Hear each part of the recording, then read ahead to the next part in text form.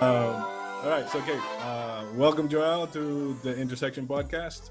We're very happy, thrilled to have you finally with us, and we're gonna jump into a few different things. But the way we do it is that we let you introduce yourself, and then we pick up the conversation from there. So, welcome, take it away. Cool. Thank you, fellas. Appreciate you guys having me. I'm Joelle Rodriguez of Queens, New York City, Dominican descent, father of Karina, husband of Christine, son of Pablo and Rayde Rodriguez, and an MC at heart, a group context director by trade, and a grateful person to just be on this call with you guys. Awesome. So, bro, we wanted to really dive into like you as a person and your personal interests. As we know, that's what informs a lot of your professional path, the path that you've taken professionally. Sure. Tell us about how Timeless Truth, Superbad Solace, all this came about. Amazing. Good question to start with. So, man, as a New York City kid, I was always just immersed in hip hop culture. And, we're Dominican. I have a huge family. I have like 80 cousins, and I was on the younger side of things. So I have a lot of older cousins. And, by design, I was just exposed to a lot of great music by way of my older cousins, my older brother.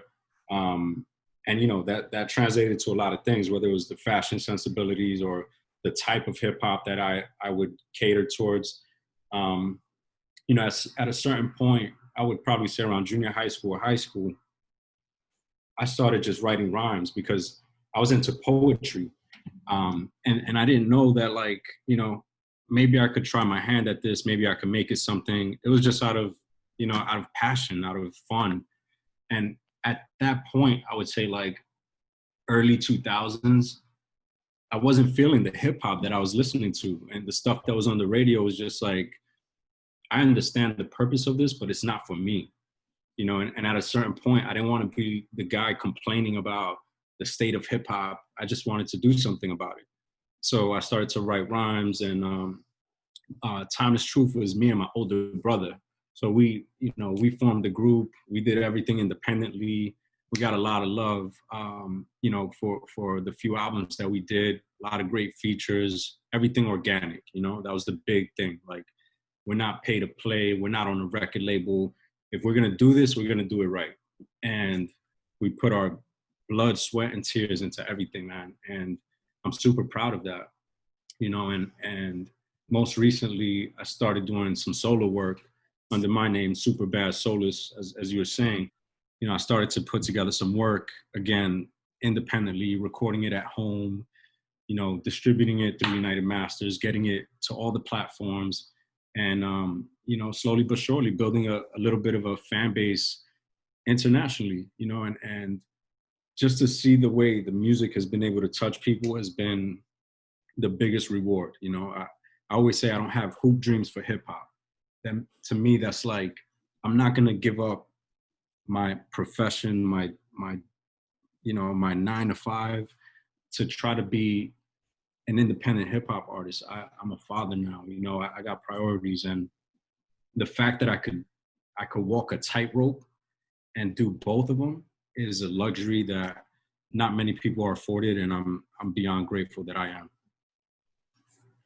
Definitely. Actually, now that you mentioned that duality, let's say, of your everyday, I want to rewind it. And actually, in Chaucer's episode a few weeks ago, we mentioned that the first time I read the name Joel Rodriguez, was on a Fast Company article talking about translation.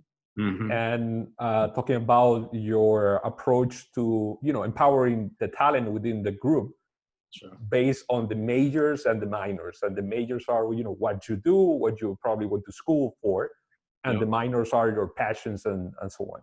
And actually, there's a clip. We'll kind of integrate all that into this, but I want you to actually take us. We've spoken about that before, but take us through that approach that basically is fostering to develop your own talents for the benefit of the business, right?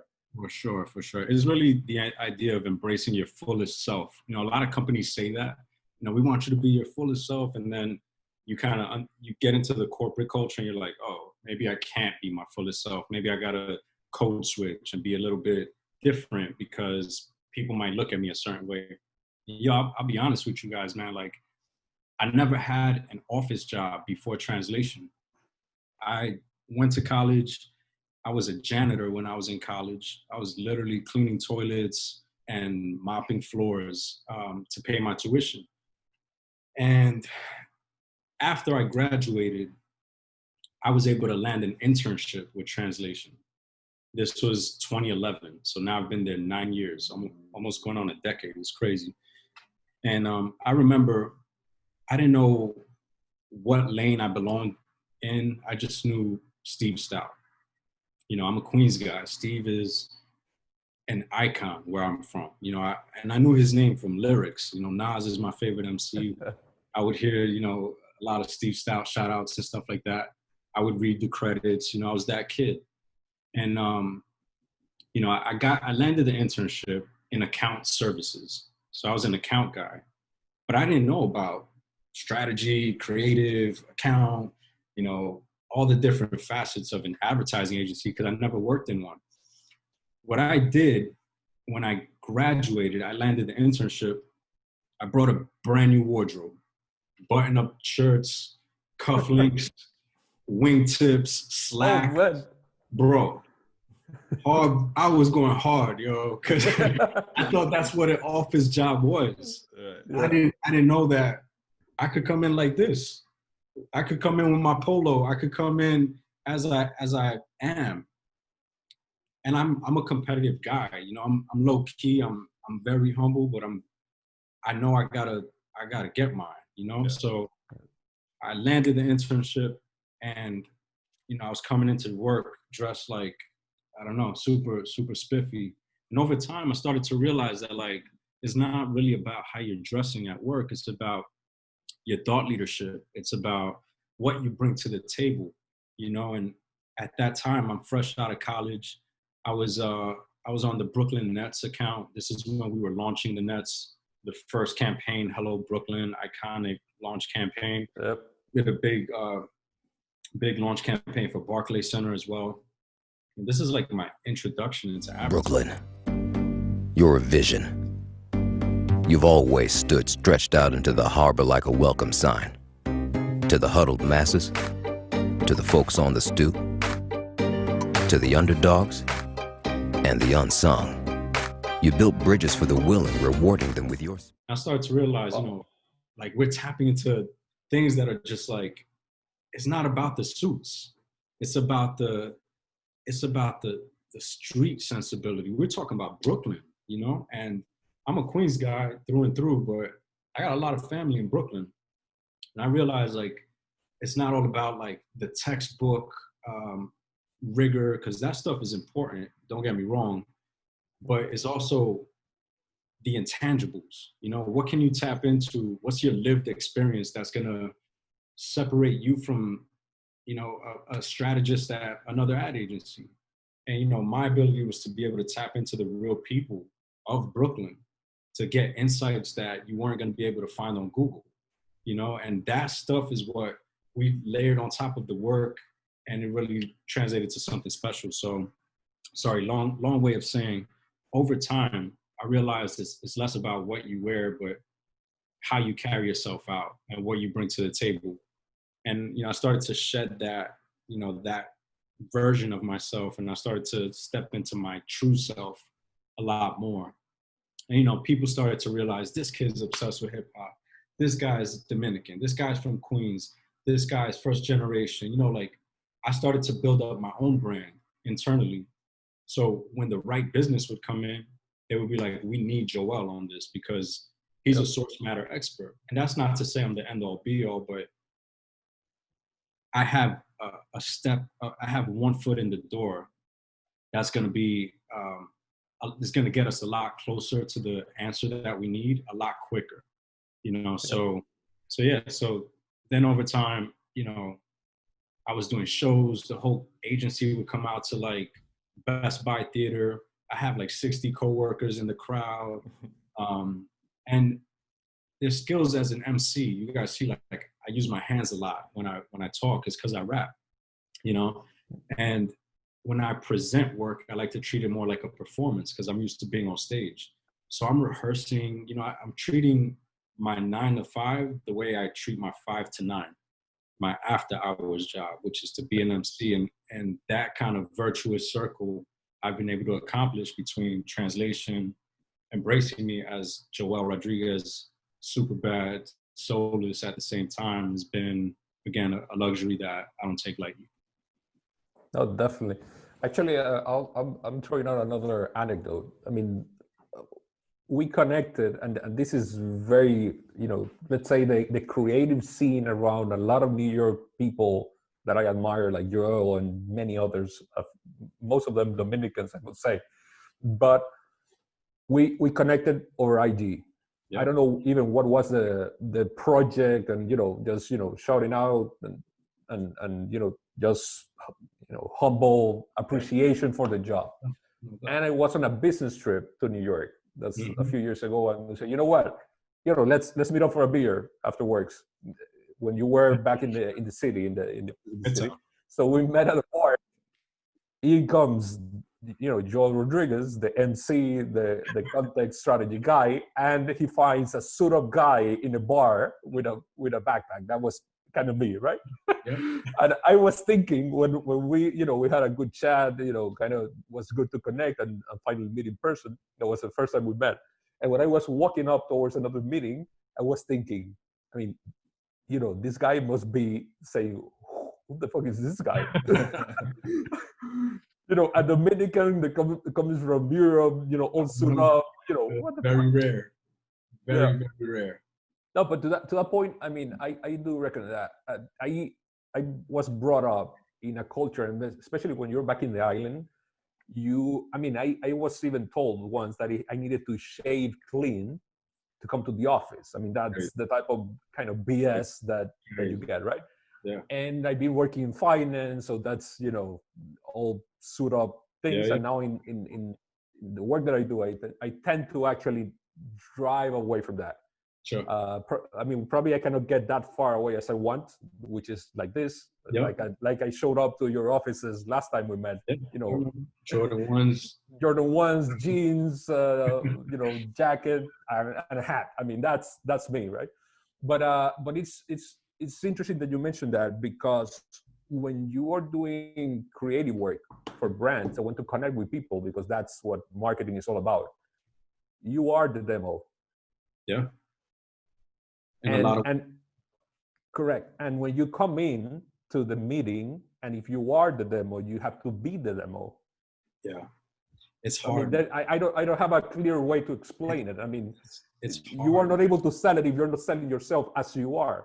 100%. And this actually connects to one of the comments of Chaucer when he started in his career. He was telling us that he was given the Compass account because of that. You are the demo. Mm-hmm. Yeah. Go put us in the right place, in front of the right people, at the right times. And that's very true, you know, and it can be very difficult to juggle. I'll tell you straight up, like, I was the guy on Sprite. I was the strategist on Sprite. I was also like the insights guy on Sprite, which naturally overlap, but I also became the talent on Sprite. You know, like, this is a story nobody knows. This is what the Fast Company article was getting towards. Yeah. I mean, it's to mark someone else's words. You cannot be a tourist when you're trying to do, you know, meaningful, engaging marketing work. Yeah. You got to become a local. Yeah. Well, what would I say, man? I'm just enjoying the conversation. Joel, I've heard a lot about you, man. So Rayde is talking all about you in the lead up to this episode. He then sent some records. I listened to them. I heard the New York flow. You know, it transported me back to when I was a kid, 2000s, about the same time. You know, it gave me kind of vibes of Immortal Technique and these type of things. Yeah. So I've heard a lot, and I really appreciate you talking about this being the demo when you go into the meetings. I might not be the right person to talk about this because I'm wearing a hat, and I could even be saying, how do you see this sort of like representing the demo change nowadays with some sort of cultural appropriation? You know, New York culture is quite strong. People always associate there's artifacts to the New York culture. And of course, I've also seen you, you know, on the gram wearing Supreme, who just got sold to Vanity Fair and these type of things. So how hard is it to connect nowadays to this demographic, knowing that there's a lot of this mixture going on? Yeah, no, that's a really, really thorough question. I would say, you know, the real approach to it is to use culture not as a buzzword, but to really break that word down. And this is an uncomfortable conversation because a lot of people do not know what it means. A lot of marketers, a lot of agencies, they think culture equals celebrity, and it's not that. Culture, as you were, you know, very smartly alluding to, includes landmarks, it includes artifacts, it includes rituals, it includes networks, it includes language. You know, like, these are the things that you have to tap into to really connect with people. You know, this is the connect. This is what it's about.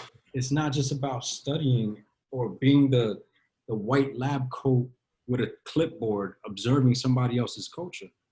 How are you going to immerse yourself? How are you going to demonstrate empathy? How are you going to, and listen, man, like, you don't always have to be the demo.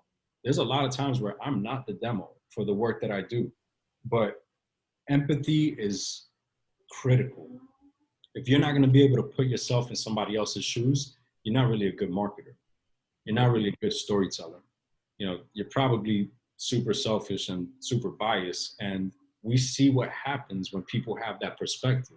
It shines through the work, you know? So in the event where you might not be the demo, I think it's up to you to do the homework and the knowledge to figure out how you can tap the right people to help you be that, or to be that filter for you. You know, there's certain cues, cultural cues, whether it is the networks, the language, the rituals, or the artifacts that might be foreign to you because you might just be a tourist. You might not be a local, you know, but how do you find the locals who really live that life to help you get it right? So I think, you know, from a methodology standpoint, ethnographies are super important. You know, beyond the desk research, go to these markets that you're talking to. Find the people that live that life day in and day out. Shadow them, you know, understand their drivers, their motivations, their triggers. How does that then become insights that you lift and apply to the work to get it right? You know, and I think, you know, that's the right way to go about tapping into culture the right way, and not just using that as a loose marketing buzzword.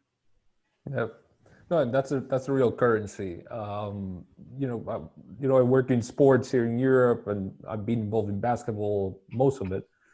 And when I'm talking to these friends and clients of mine, it's about the same thing. I mean, this is not the U.S., but you have so much diversity from market to market. Spain, no matter how southern it is, it's not the same as Italy, not the same as Greece, not the same as Turkey. And actually within those countries, you need to go to the city level to actually understand how people move and react and consume your product. And unless you understand that, there's no research that you can pay that if it doesn't go down to the ground, you won't get it right. And that goes, that's what you need. And actually, I think that before in marketing, you saw these very wide positionings and messages, right? You know, trying to accommodate the whole world, because you were trying to conquering the whole world to be able to buy your product or your service. And, you know, it might work, 20 years, 30 years ago, because we were, like a single line. Sure. We were fed the same thing. Yeah, always. But right now, you don't. You need to conquer many subworlds first before you can conquer the whole planet. And that's the type of work that I see that you guys do at Translation that actually inspires me, and see, to be honest, I see that lacking over here, because I used to say, Luis always jokes about it, because I always use the same number, that we are like 5 to 10 years behind on the evolution of certain industries. Yeah. And that's one of those. I mean, going to the specifics of the different work that you might have worked on or not, but our translations work. I mean, you mentioned the nets, like positioning, kickoff.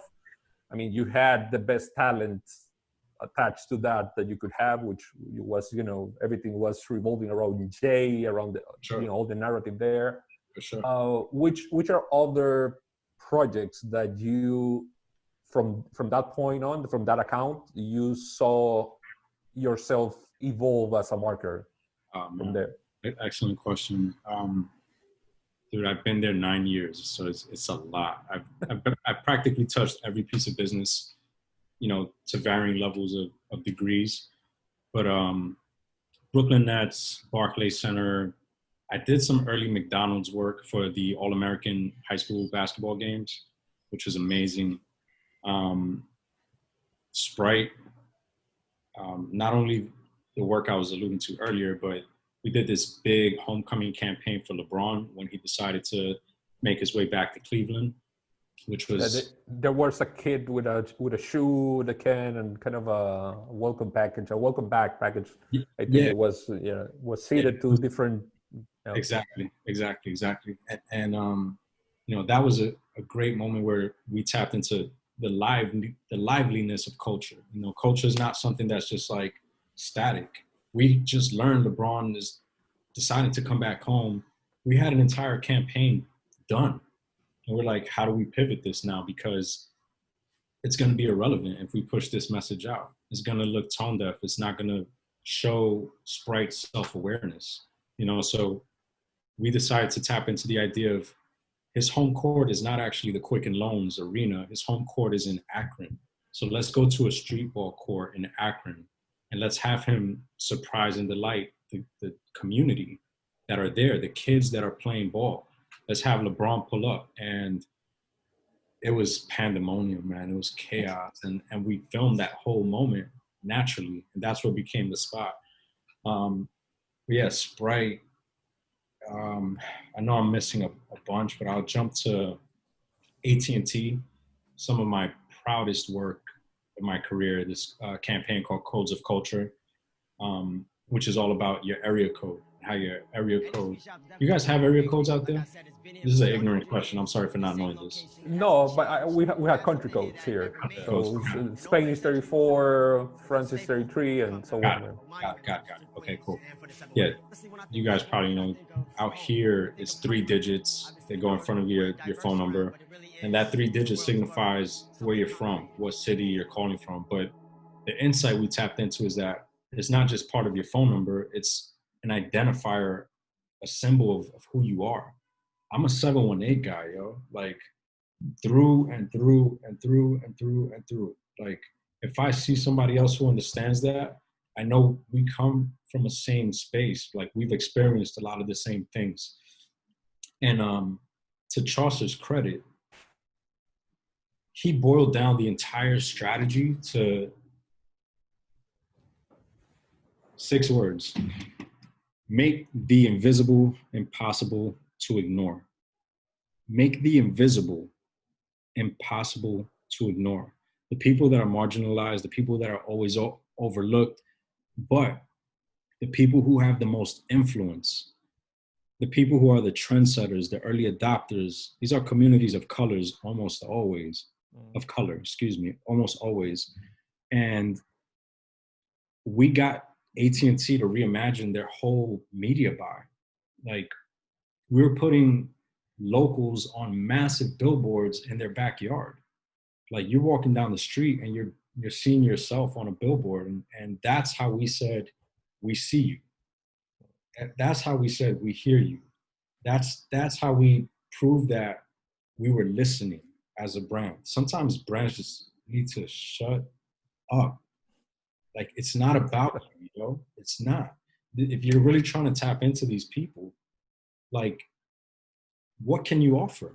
Are you're gonna come to a party empty-handed? No. So why are you gonna come to their communities empty-handed? What value exchange are you gonna bring that's gonna, you know, turn the tide on the relationship that they, or the perception that they have of you? So we're like, yo, media could be an amazing incentive. Like, and this media is usually reserved for A-list celebrities. We're talking about hometown heroes. They should be honored like celebrities. So we're gonna treat them like celebrities. And I saw people crying in front of their billboards. I saw people bringing their mothers to their Times Square, yeah. to Times Square. And that's funny, like, the idea of people bringing their mother to their billboard, it happened in Times Square, it happened in Atlanta, in Chicago, and in LA. And that was just like another insight. It was like, mama, I made it kind of thing. Like, look at your boy. Yeah. You know, we're here now, you know, and to see those moments really just justified everything I'm about, everything Translation's about. And it made it feel bigger than marketing. Like, yo, everybody here on this call is a marketer. We're into advertising. We're trade guys, but we all hate advertising. Human beings hate advertising. Yep. When that skip button, the skip ad comes up, we're jamming that thing. When you're on SoundCloud and an ad comes up, you're turning the volume down until it finishes and turn it back up. So I strive to make the work not feel like advertising. And that was one of the biggest moments in my career. And most recently, Beats by Dre. We'll touch on Beats. Okay. On a special chapter. Because I must say, and this is the only thing I would say before we enter into that I think it's transformative in all levels that you could ingest, you know, the content that is being fed through advertising. But I'll get there. But actually, on the AT&T project, for me, a sign of success is not only, you know, the ad dollars that you put or the euros that you put into the media buy, which, you know, were very much evident. It's how you could pivot that campaign and still hold meaning in another setting. For the ones that are listening that don't know, AT&T is a partner of the NBA. Sure. And as a natural progression to that master campaign, yes, sir. You guys did what? Yes, sir.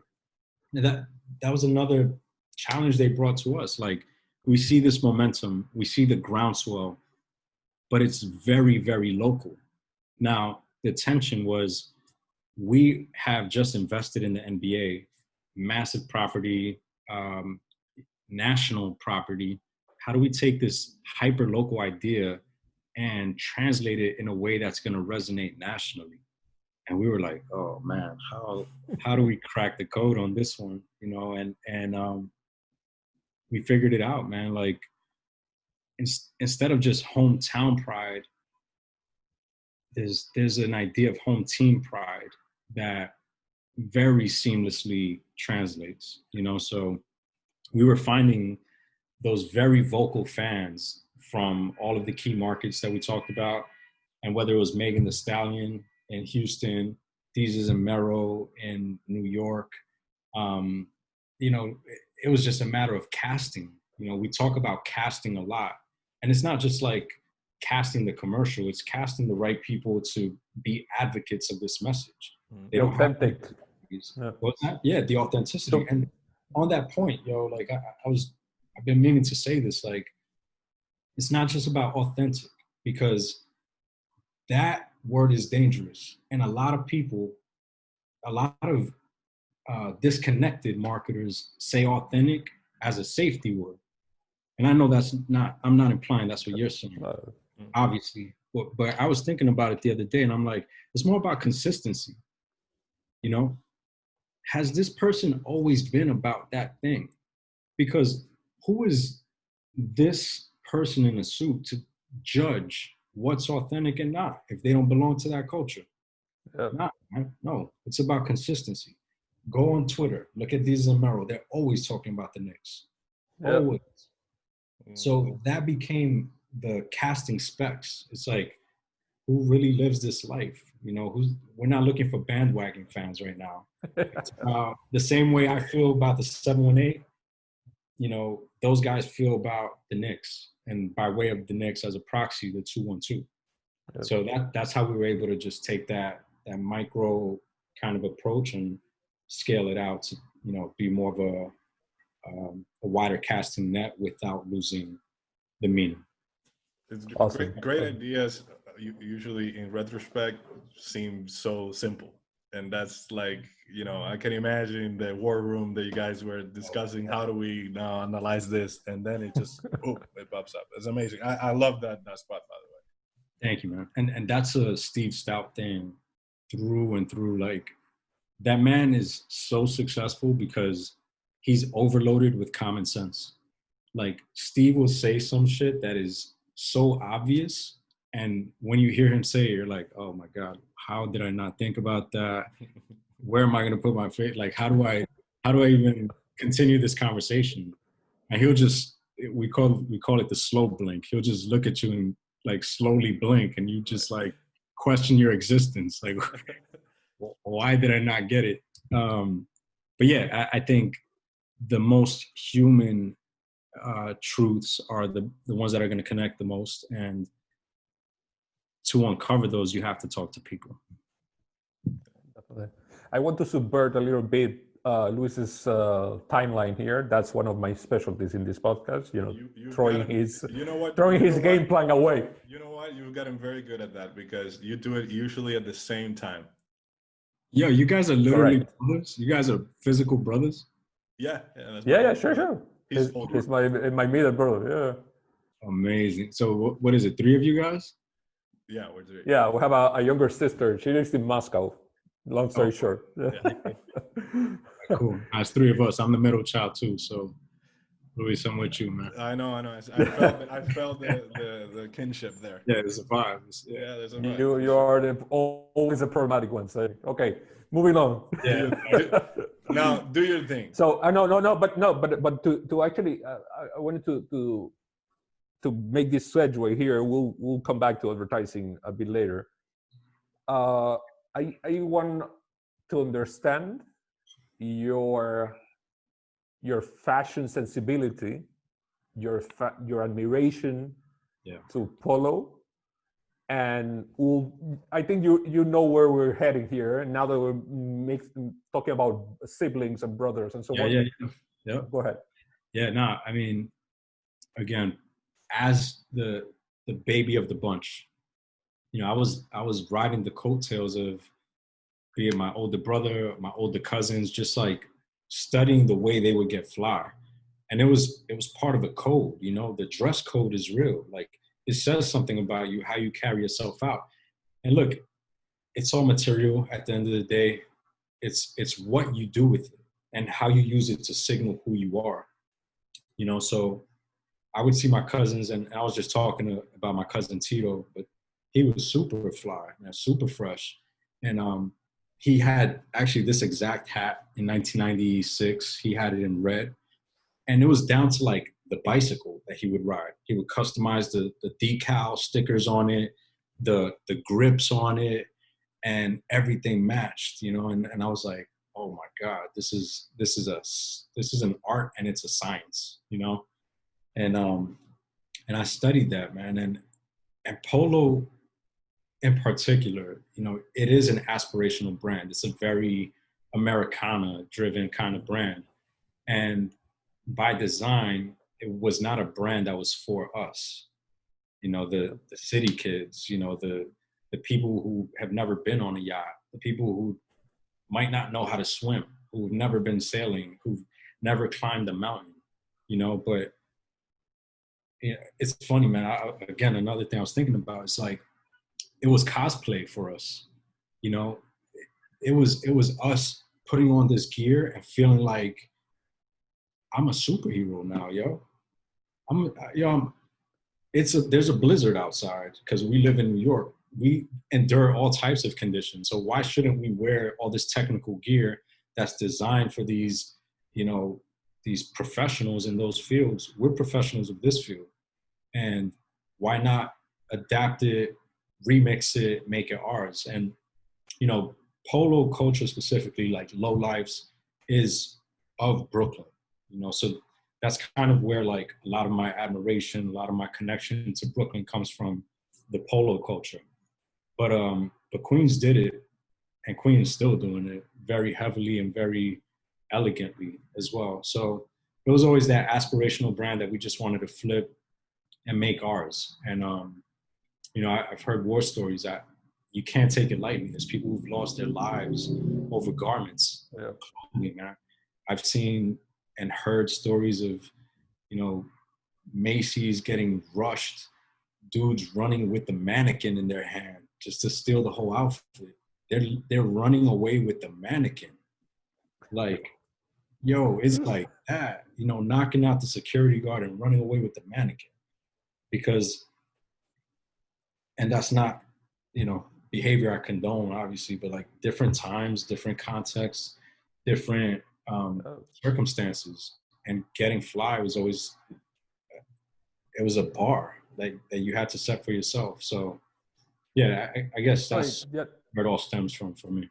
No, and to that point, actually, it definitely, I mean, we don't condone that. And, you know, gladly, things have evolved, and now there are different ways to, you know, to get your stuff.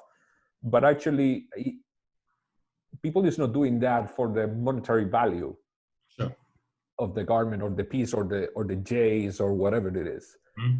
It's because it means something to them, and especially into that frame that they call life.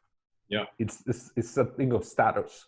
100%. And, you know, then there are, you know, these little war stories of how you got them probably played a part there. But I mean, that's interesting. And actually, I wanted you to enter into that because of two things. One is I'm not wearing the customary The Connect merch today. I'm wearing actually a piece of memorabilia as it was defined by the creator. And I actually wanted you to, you know, to explain what I'm wearing. Oh, man. First off, I'm super proud to look at this, you know, on the other side of the planet by way of technology, and just see that it connected. You know, that was my big thing. I don't rap often. I don't make music often because my life is so hectic. When I do it, it's to make it count. It's to stand the test of time. That's the whole idea of timelessness. Like, yeah, I'm gonna deviate for a second. I was at a restaurant one time. This is right when James Brown had passed away. And they were playing the song Superbad. And I was just noticing everybody's behaviors, like the waiters, like dancing a little bit. You know, I'm looking at the patrons, they're nodding their heads, they're singing. And in my mind, I'm like, this guy is 6 feet underground, but he's still right here, you know, in this moment. And that's where I got Superbad from. That's why I'm gonna be Superbad. I got soul and I'm super bad. I was like, that's it. That's gonna be my name. And so I went on to apply what I've learned in the marketing world. And, you know, the idea of perception is something that it's a dangerous one, man. You could manipulate people's perceptions. You could guide people's perceptions depending on what your intention is, you know? So in my case, where I'm like, I'm not doing too much music, I got to make every touch point count, whether it's a piece of Instagram content, whether it's what other people would call merch, whether it's a music video. So I'm applying my marketing brain to what you're wearing on your head right now. And I'm like, this is not merch. This is not a Gildan t-shirt that you could spend $30 on, and it's not disposable. It's timeless. It's forever, man. And I'm a collector. So I understand what collector culture is. You saw how you received that hat. It was in a Ziploc bag. I personalized it. Yep. If I show you my closet, you'll see a bunch of polo sweaters in Ziploc bags. There's a lot of things that I lifted from who I am to how I want this to be embraced. So me even saying like, this is memorabilia was by design. I'm thinking about like the Michael Jordan rookie card that's in the plastic this thick, that is a museum piece. That's a museum piece. Is deeply personal. And look, man, I debated about the flag selection. The cross flags insignia is a Ralph Lauren homage. The original one is Japanese and American. And I could have sold 1 trillion hats if I did that. But I'm like, that's not at my core. That's not me. Like, obviously some elements are, but I need to dial up this part of my identity that I'm trying to rep as a Dominican, you know? So I threw the Dominican flag and I was like, yo, I don't know if anybody's gonna buy it because it's so limited. It's like either you're Japanese or you're Dominican and that's it, you know? And little did I know, like people from Yugoslavia, I don't even know, is it still called Yugoslavia? My bad, yo. No, it's not, but he likes to say it is. It's an attitude. It's I not would a say country anymore. people from all over the world who are neither Dominican or Japanese bought the hat, send me messages about the quality, about the execution, the craftsmanship, the details. And yo, I'll say this in front of you guys. In 24 hours, I sold 300 hats at a premium. I made 30 grand in 24 hours. And that was my biggest payday ever. And it was because I betted on myself. I didn't know that hat was going to do that. But the fact that it did just showed me that, like,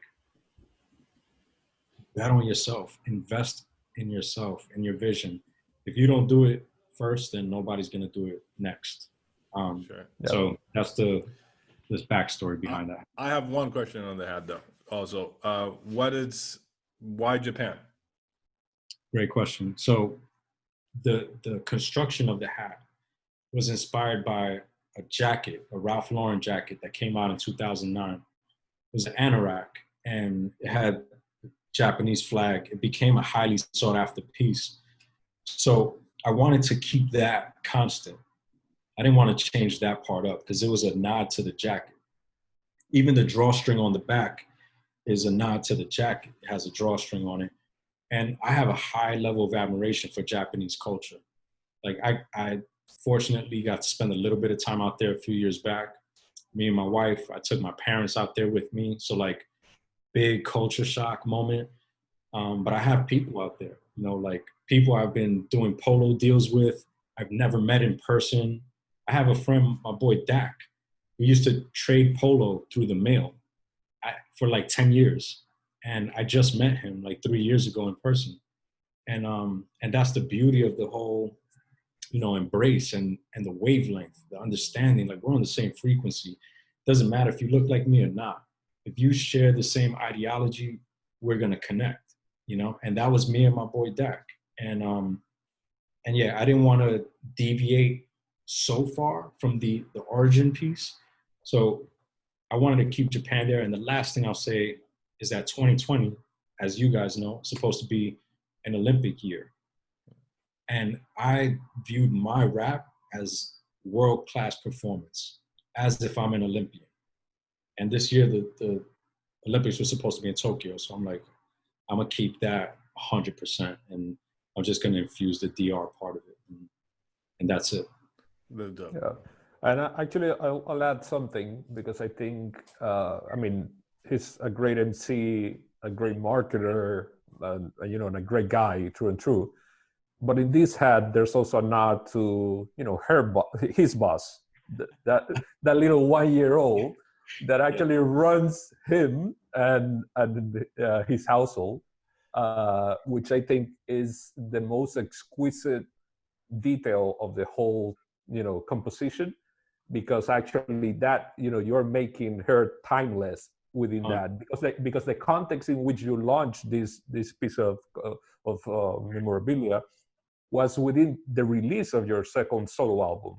Yes, sir. Yeah. Which was very much informed through that live experience. 100%. That was a life stage that I unlocked. You know, I'm a father now. And every other song, every other time in my life I rapped, I didn't have that badge. You know, now I have the badge, and that's even a code. If I show you guys the jacket, there's a patch on the arm that says KLM, and my brain was like, I'm gonna flip that to KSR. And as you were alluding to, those are my daughter's initials, Karina Sol Rodriguez. So, and the number 19, because that's the year she was born. On the polo jacket, it says 18. Like, these are the details that nobody cares about. You would think, right? You would think that, yeah. Until I'm on a podcast with an international, highly esteemed group of guys like yourself, and here we are talking about it. Oh, So absolutely. the details matter to the people who matter. My boy Reggie says that. The details matter to the people who matter. Do you know who you're trying to talk with? Not talk to, talk with. Who are you trying to start a dialogue with? If you don't care about the details, the nuance, the little things, then you don't care about those people. Yeah, man. Sorry, I just gotta jump in because I really like the craftsmanship behind it all. You know, that you're putting all this detail into a piece of memorabilia, a piece of, as you said it before, material. I did something similar to that. I don't know, a couple of months ago when I was bored in the office. It was Corona, and I thought, you know, I'm just gonna do my own AJ1 design that's influenced by the culture of my boss. In this case, my wife. So I went in the same sort of thing. Is like, what is it? Who will this matter to? And in the end, you know, I just kind of came up as like, well, if it matters to her, if she's happy, that's all that matters to me. I'm not going to replicate it 300, 500 times, 1,000 times, but just the process of also pushing that emotion. What? Also, you shouldn't have bought the other sneakers, and that was a good play. But I just like this. This is why I appreciate, I guess, sneaker game so much. The guys know I'm the freak in the group with sneakers. I have the most. But when I buy a piece of sneaker, I really try to think about what did this person that created it think about? Why? And you said details matter. The smallest details matter. And that's why I appreciate also with the hat that what you did there. Really cool, man. That's fascinating, man. And I feel the same. Like, I've gotten to the point where, like, you build up an acquired taste. You know, it's not just about the quantity anymore. It's about the story. It's about what that makes you feel. It's about what it makes the people who you love feel. You know, like, dog, I used to dress so crazy, like bright yellow polo crazy. You see me now, I'm telling you, I got a black sweatshirt, cartoon hat. There's a time and a place for all of that. Yeah. I don't need to front, man. I don't need to be somebody I'm not. I don't have anybody to impress but God and my loved ones, you know? And that's what the whole idea of Soul Controller is being in control of your destiny and writing your own narrative and not letting somebody else write your narrative for you. Because that happens to us a lot, you know, and that control and that vision is really what I was trying to advocate with the whole project. Absolutely, man. And I wear with pride. I was waiting for this episode to actually do it. And actually, I mean, to that point, I mean, Luis knows I'm a big, you know, let's say hat head. I am really into hats. And actually, I never had owned a long bill.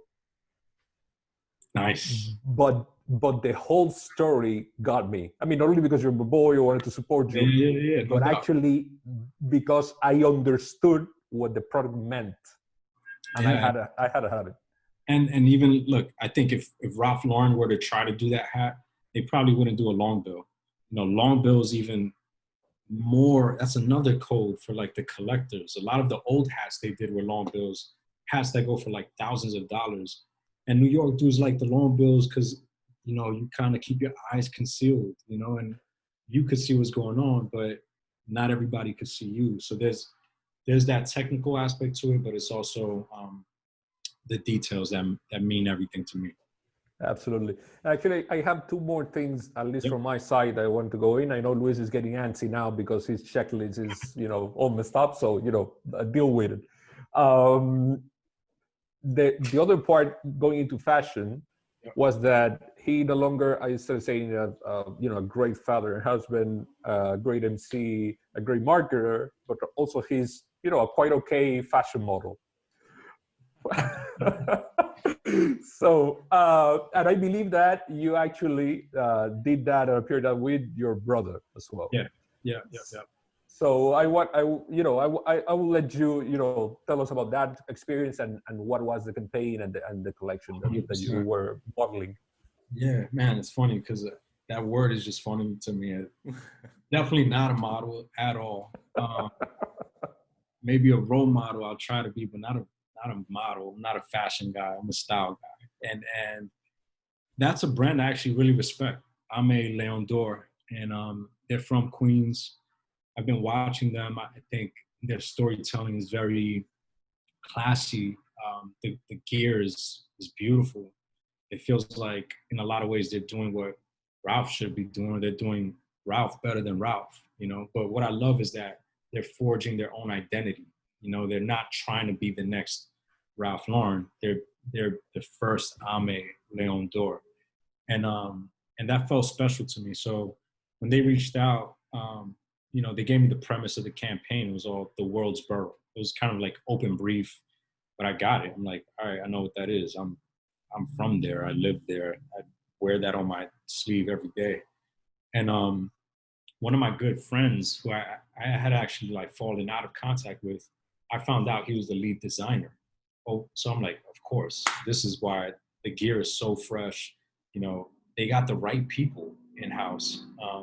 So yeah, they invited me and my brother to the shoot. Nobody styled us. They let us pick whatever we want. And I was kind of nervous, man, because I'm not used to that environment. They're like, yo, what music do you want to hear? They're trying to like the type of attention, yeah. Yeah, there's lights and shit. They're like, what music you want to hear? And I was like, yo, throw my shit on, man. And they threw on Soul Controller too, and it opened up. I opened up, picked the gear, and I didn't even know there was going to be video component. I thought it was all still photography. We were just chopping it up with the guys. So they were throwing us questions. And yeah, man, next day when they released it, my phone's on fire. Yo, you're on the cover of the Ame website. I'm like, what? I look at the videos, like 200,000 views or something. I'm like, what is going on right now? But again, I think that consistency, like I was saying, it really bled through because we had the receipts. I was able to give them archival photos of this is me and my brothers from, decades ago. We're still the same guys, and I think that really cut through in that story. But it was a little weird, to be honest. My coworkers are like, yo, Joelle, you're my clients were like, yo, I saw you broke the internet. I'm like, this is mad awkward. But it was fun, man, and I don't take that for granted. Those guys believed in me and my brother. They gave us a shot, and I'm super thankful for that. Oh, and that actually is a segue that I want to use to go back to advertising, because what they did, I mean, they released a collection, but what they did from the advertising perspective was actually giving the spotlight to the people that gets it, Sure. what they are trying to do with the collection. Sure. And the same thing that you did with AT&T and with the local guys.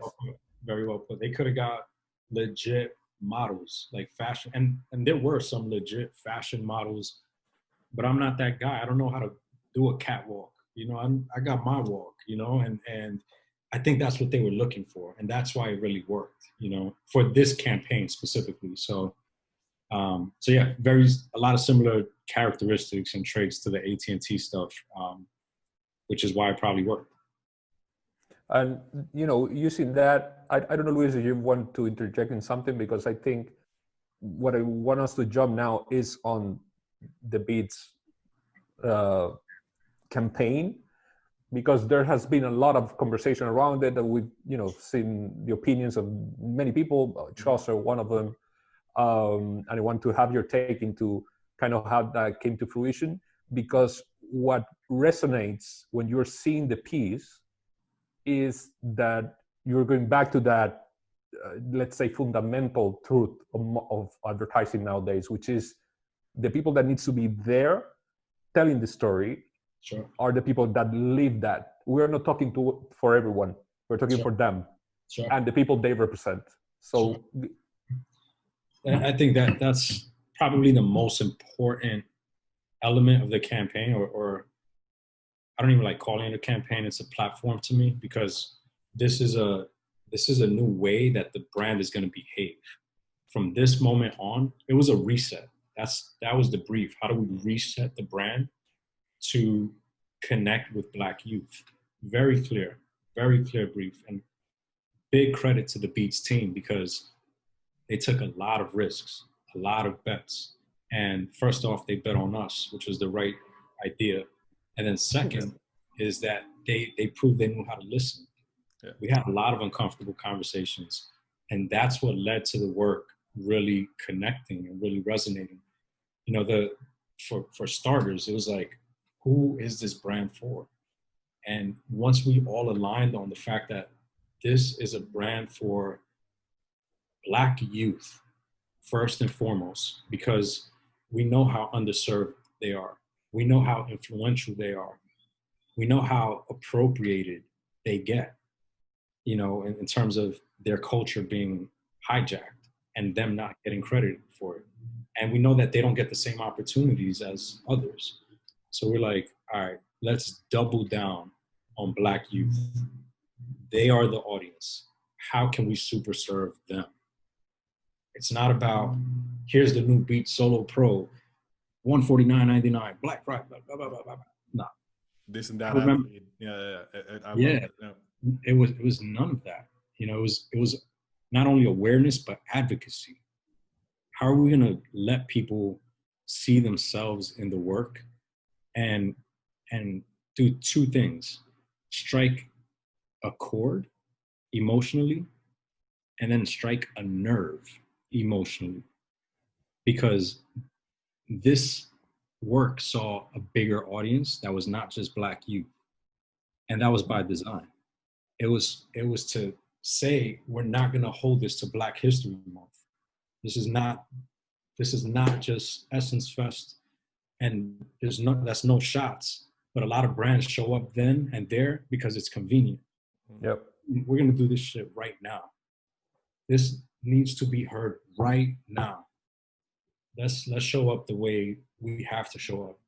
Now, I remember talking to the CMO and telling him, like, this is a moment where the foundation is being laid and the cement is still wet.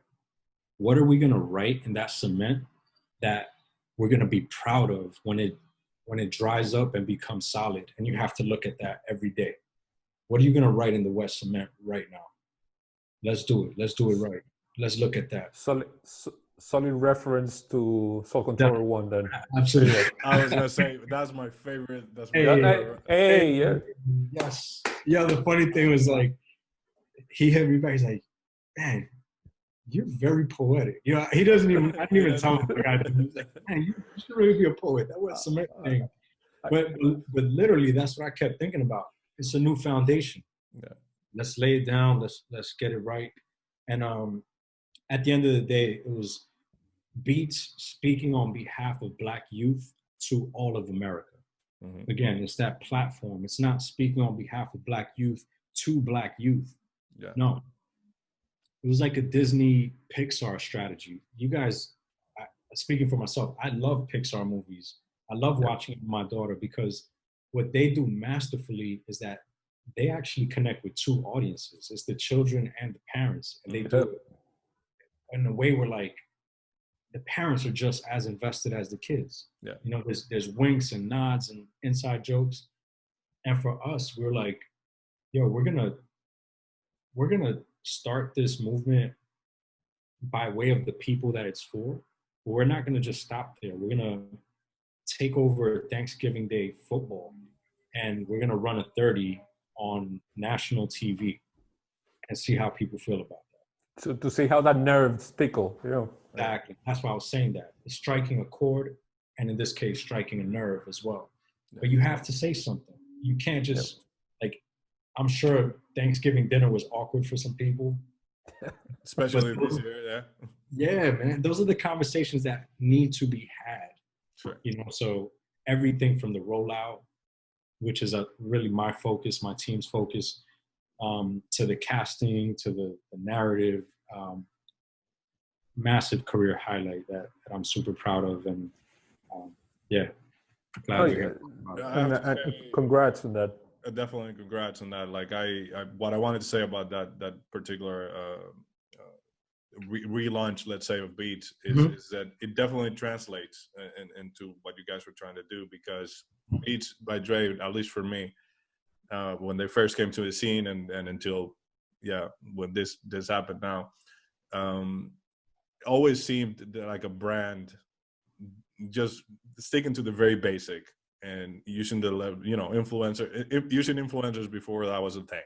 And that was their thing, and you could expect that from them on a consistent basis. So it would have been authentic of them to reference to what you were saying before, to just do a standard thing. Put some big guys up there with new gear and whatever, and that's it. But now this to me, I've seen it twice only, because I feel it makes me feel something. It makes me feel a little bit uncomfortable, to be honest. Yep. And I'm a minority when it comes to that. I'm a Afro Latino, so like it's but I still in the Czech Republic, living in the Czech Republic, which is, I'm one of, I think, 52 Dominicans living in this country. So it's you can imagine that. So many yeah, and still makes me feel, it still kind of elicits some sort of uncomfortable feeling in me. It reminded me a lot when I saw the video of Childish Gambino, This Is America. Also, like at first I was like, what? And then, you just get that uncomfortable feeling watching that. And I think it was just masterfully done. No, it's to that point, Luis. I think why it's uncomfortable even for us, because and I'm speaking now about the Dominican in us, because we have our own issues with race, class, and so on. Colorism. And the colorism, and we I always tell my European friends that we are a country so prolific that we invented a skin pigment color because we didn't want to call ourselves black. We invented the Indio color, which in the IDs we use still today.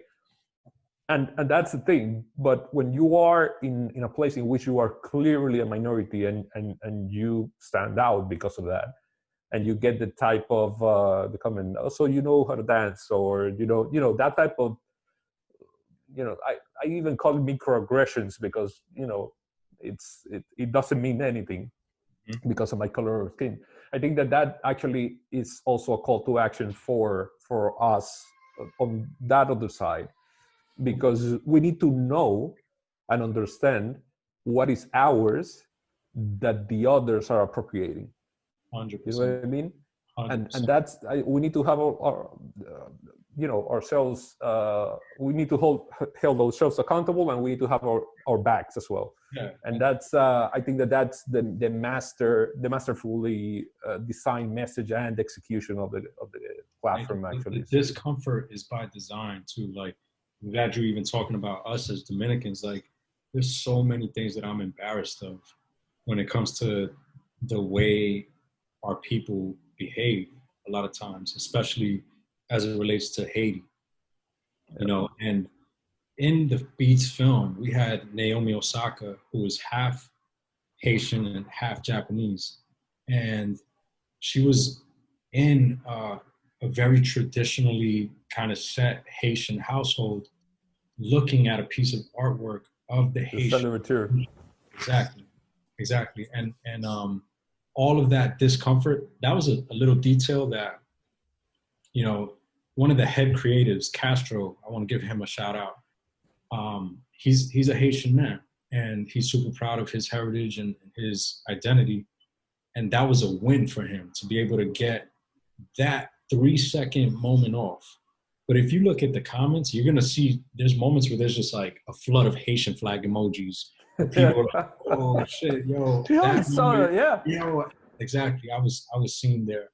But yo, it's tricky, super uncomfortable. Even the way we treated celebrities. Luis, to your point about beats being star-studded, we know that. They associate with the best of the best.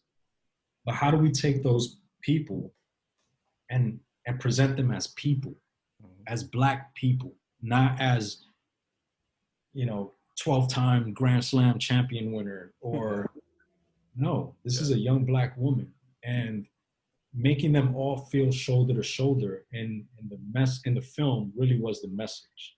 It was, do you love Naomi Osaka when she's off the court? Do you love Bubba Wallace when he's not on a race car track? Do you love Lil Baby when he's not in a stadium, when he's just getting his hair laced up? These are people. Do you love the people, or do you just love their culture, and you just take their culture as an export and disregard them? So that was, again, super loaded message that we were able to crystallize very simply. And again, another one that just feels obvious, like, you love me, but do you love my culture? Yeah. The premise is one sentence. It's one question. And it's so loaded that, again, here we are talking about it. The comments are crazy. A lot of people shared it who weren't part of the campaign. LeBron was one of the first people to put it out. Yep. He wasn't even in the film. Yeah. It struck a chord. And that's what I'm most proud of. Yeah. Yeah, you can see definitely. I mean, I don't know, Luis, if you want. I think we're wrapping up now, but I wanted to throw one last question. I mean, this is the season finale of this podcast run. We're taking a break and inaugurating the year with another season. And so, as we are finishing 2020, which by all standards was a crazy year, what do you expect to see from the industry, more like an observer and a student of the game, actually, in terms of 2021? What is what you want to see after this deeply transformative year in societies, communities, and people overall? Oof. Big question, man. It's hard to forecast the future, but if you weren't learning this year, then you should probably exit this game, because this was a year where the playing field was level for everybody in terms of productions, in terms of everybody having to work from home, in terms of people's lives kind of colliding. I'm on Zoom calls and my baby's crying for my attention. So am I a father right now, or am I a marketer right now? And it's like, we've had to learn how to be more of ourselves and tap into more of our own potential. But I think, given the year of pandemic, the year of protest, brands need to just prove that they can listen. I think there's a self-awareness that this year has introduced to the marketing landscape, that if you're going to turn a deaf ear or a blind eye to, then it's going to have serious business implications, because the people will take back what's theirs, with your permission or not. And if you're not going to use your resources, your media, your platform to be in service of these people and treat them as people before consumers or customers, then you probably got scary days ahead of you. So I hope that brands just start listening more and start bringing more people that look like the people they're trying to talk to into their boardrooms, and really giving them a seat, and not just making it a one-night stand, but making it a long-term relationship. Yeah. Invest in the people. Invest in them. You want them to invest in you, and you're not going to do that to them. That's the basics of a relationship. If you don't know how to do that, then I don't know what's next for you. So that's kind of the mindset and the mentality shift that we're holding our client partners accountable to. And it's because, we're at a point in time where we want to be proud of being on the right side of history. This is the time, guys. Like, if you're not doing it now, we're going to look back at this moment in 2 years, 5 years, 20 years and say, I could have done it. No, just get it right. Just do it right now. So Do the right thing. do the right thing. Do the right thing. Definitely. Brother, I want to thank you. And, I underwrite every word on that closing statement. And another thing that I look forward to in 2021, hopefully, is that I make it back to New York and we have those chimis and chinola. Yes, sir. Chimi and chinola, man. I promise you, I got you. I got the right spot. Say less, man. Just pull up. Let me know when you're coming. Once COVID is clear, I got you. On the house. Man. You're my guest. That's it. Bro, by the way, I'm coming yeah. along on that one. Just Yeah, well, I'll check my schedule. I'll we need the baby brother riding along. I need him to come through, man. I need him. I'll bring my brothers too. It's a family thing. Exactly. Joelle, I don't know what else to be said. Thank you very much for your time. This was wonderful and very insightful. And I think it clearly threaded the line for the whole season of that. We obviously had a great show with Chaucer and now with you, of picking a lane, picking the right side, picking the right side, and actually sticking to it and going for it. So guys, I appreciate it so much, man. Like, again, bro, stay safe. Yeah, stay safe, man. Thank you so much. Regards to the family, and we're here. Likewise, man. More soon. Definitely. Stay safe, y'all. Love. Ciao. This episode is brought to you, as always, by The Connect. The Connect is Rayde Luis Baez. Follow the Intersection podcast in your favorite podcasting platform. Leave us a review and share it with a friend. This will really help us be found by more of you interested in the topics of sports marketing and deal making. Until the next one.